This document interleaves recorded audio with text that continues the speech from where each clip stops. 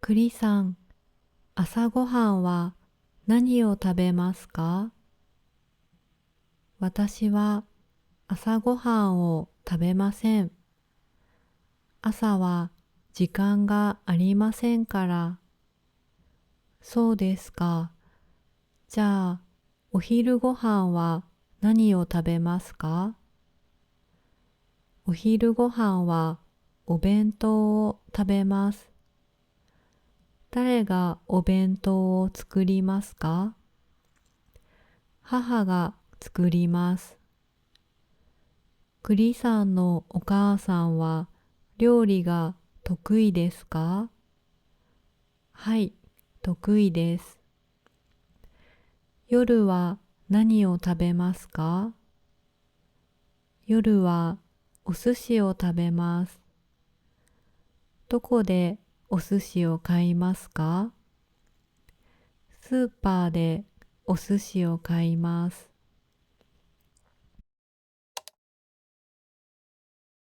栗さん、朝ごはんは何を食べますか？私は朝ごはんを食べません。朝は時間がありませんから。そうですか。じゃあ、お昼ごはんは何を食べますか？お昼ごはんはお弁当を食べます。誰がお弁当を作りますか？母が作ります。栗さんのお母さんは料理が得意ですか？はい、得意です。夜は何を食べますか？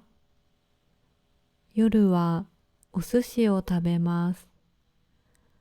どこでお寿司を買いますか？スーパーでお寿司を買います。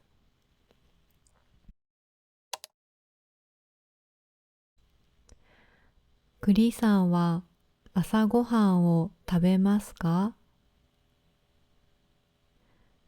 いいえ、食べません。栗さんのお母さんは料理が得意ですか？はい、得意です。